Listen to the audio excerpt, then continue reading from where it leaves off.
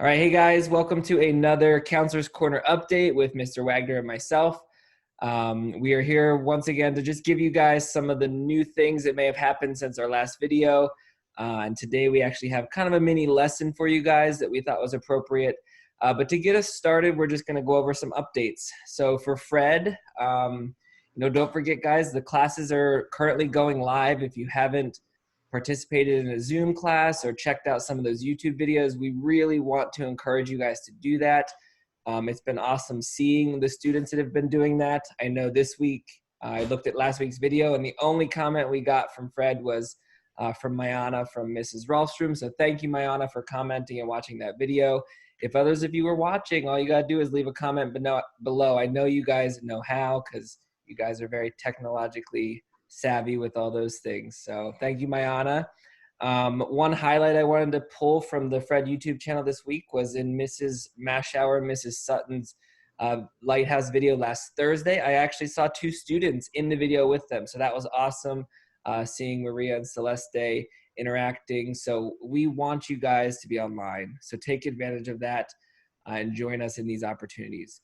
The last update for Fred before I turn it over to Mr. Wagner is that we did start a digital egg hunt for you guys. It was kind of a way to get you guys to all of our different social media outlets, YouTube, Facebook, etc.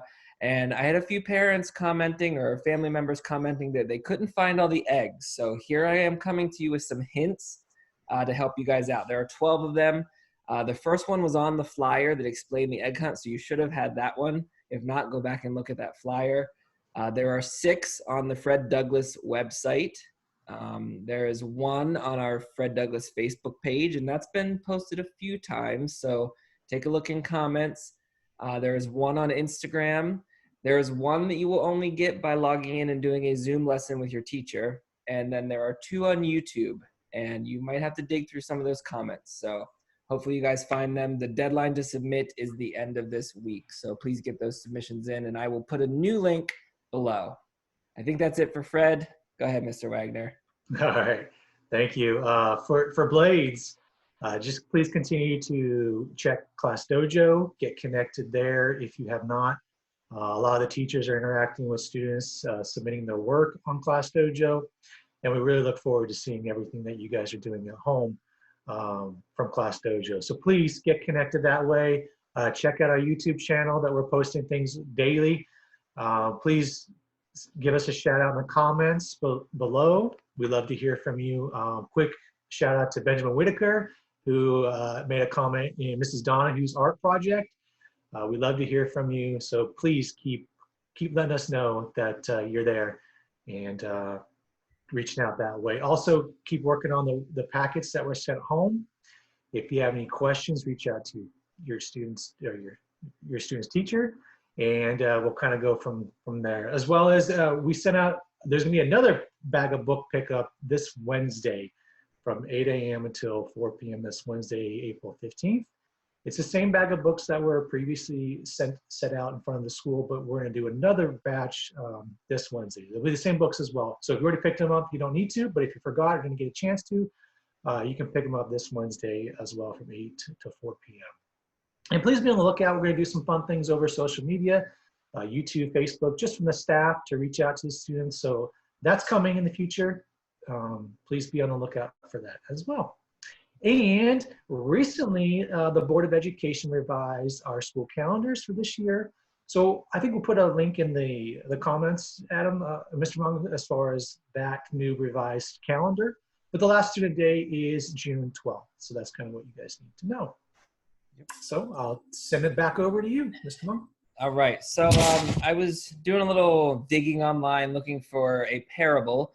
For those of you that may not have heard that word or don't know what a parable is, it is a very short story that kind of gives us a lesson in the end. And I was searching for a parable. I figured during this time, a lot of us are dealing with change or obstacles or things that just seem really tough for us to figure out or to handle because of, this unexperienced phenomenon that we're going through right now. So I found this story about a crow and a pitcher. And I'm not saying picture like you take with a camera. I'm saying pitcher like a water pitcher where you pour.